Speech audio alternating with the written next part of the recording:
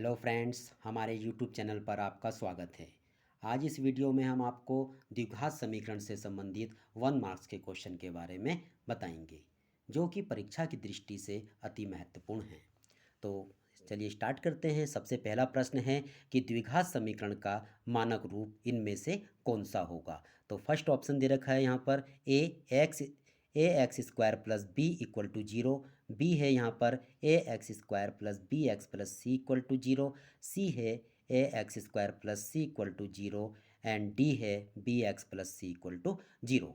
तो जो द्विघात समीकरण का जो मानक रूप होता है वो क्या होता है, a x square plus b x plus C equal to zero. तो इसका राइट आंसर क्या होगा, बी होगा। नेक्स्ट क्वेश्चन नंबर सेकंड है हमारे पास।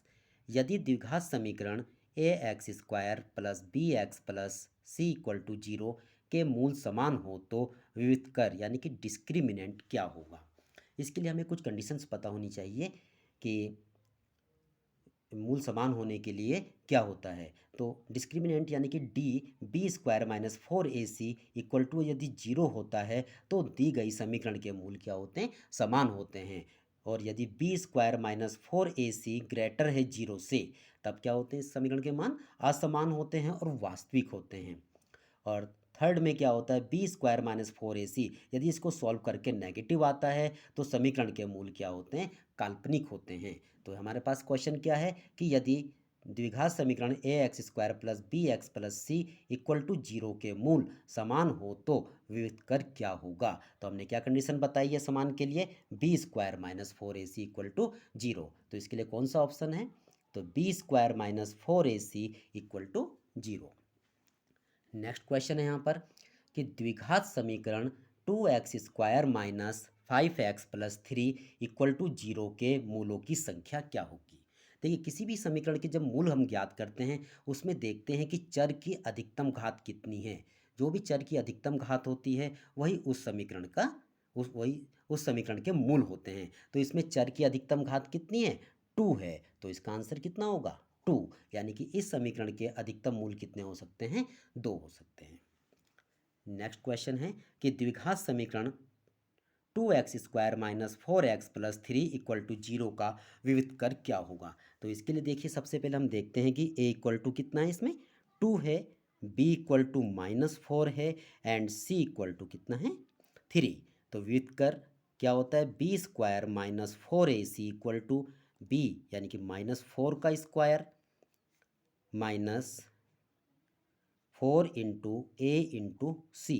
तो 4 का स्क्वायर कितना होता है, 16 एंड 4 टू जा 8 3 जा 24 एंड 16 में से जब 24 माइनस करते हैं कितना आता है, -8। तो इसमें से कौन सा ऑप्शन आ रहा है, ऑप्शन सी, यानी कि सी इसका राइट आंसर होगा। यानी कि इस समीकरण का जो विविध कर आएगा वो कितना आएगा, -8। ऐसा जरूर नहीं है कि ये क्वेश्चन एमसीक्यू में भी आएगा, ये क्वेश्चन 2 मार्क्स में भी आ सकता है आपका। इसलिए आप इसको ध्यान से देखते रहे, इसलिए हम आपको सिर्फ ऑप्शन भी टिक नहीं कर रहे, उसका सॉल्यूशन भी बताया जा रहा है।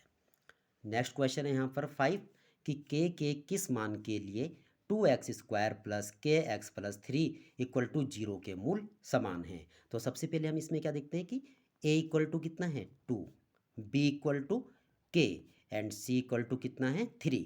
अब क्योंकि दी गई समीकरण के मूल समान हैं, जब मूल समान होते हैं तो हम यहाँ लिख लेते हैं B square minus 4ac equal to zero लेके चलते हैं।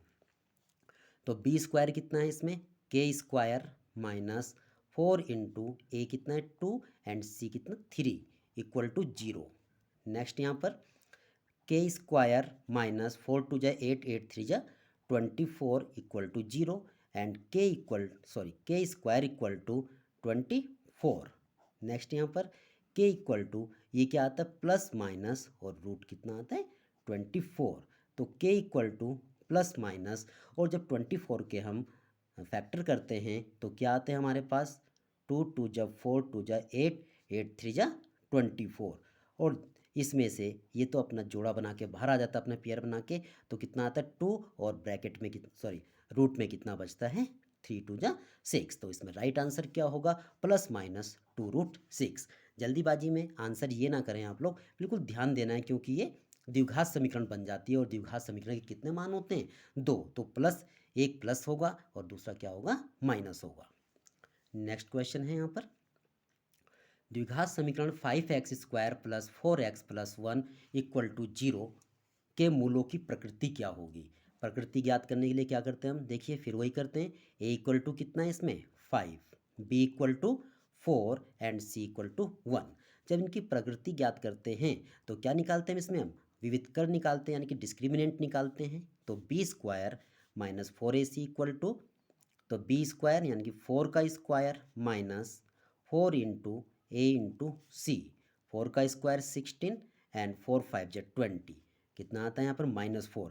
देखिए ये नंबर किस में आ गया है, माइनस में आ गया है। और अभी हमने ऊपर बताया था यानी कि लेस देन जीरो है, ये क्या है, लेस देन जीरो। और जब b² minus 4ac less than zero होता है तो समीकरण के मान क्या होते हैं, वास्तविक नहीं होते हैं, काल्पनिक होते हैं। तो यहाँ पर देखते हैं ऑप्शन कौन सा मैच कर रहा है, वास्तविक तथा समान ये तो नहीं कर रहा है, वास्तविक तथा असमान ये भी नहीं कर रहा है, वास्तविक मूल नहीं है। तो इसका आंसर क्या होगा, सी, वास्तविक मूल नहीं है यानी कि काल्पनिक है। तो इसका आंसर, राइट आंसर क्या होगा, सी, कि वास्तविक मूल नहीं है। नेक्स्ट क्वेश्चन है यहाँ पर, निम्न में से द्विघात समीकरण है, इनमें से कौन सी समीकरण द्विघात समीकरण है। तो हम इसको क्या करते हैं, सॉल्व करके देख लेंगे कि कितना आता है। देखो हम, ये कितना है, x² माइनस 2x है, और यहाँ पर कितना आएगा, ये equal to -6 and minus minus plus के 2x। देखिए जब इसको हम और भी ज़्यादा सॉल्व करेंगे तो ये कितना हो जाएगा, x² माइनस के 2x, ये प्लस के 6 हो जाएगा एंड माइनस के 2x। तो ये हो जाएगी x² माइनस के 4x एंड प्लस के 6। तो ये क्या हो जाएगी, एक सॉरी इक्वल टू 0 भी है इसमें, इक्वल टू 0। तो देखिए ये क्या है, द्विघात समीकरण है।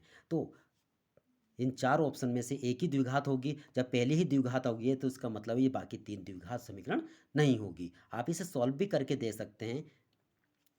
नेक्स्ट क्वेश्चन है इसमें, लास्ट है कि द्विघात समीकरण ax² plus bx plus C equal to 0 में x के मान, यानी कि x का मान क्या होता है।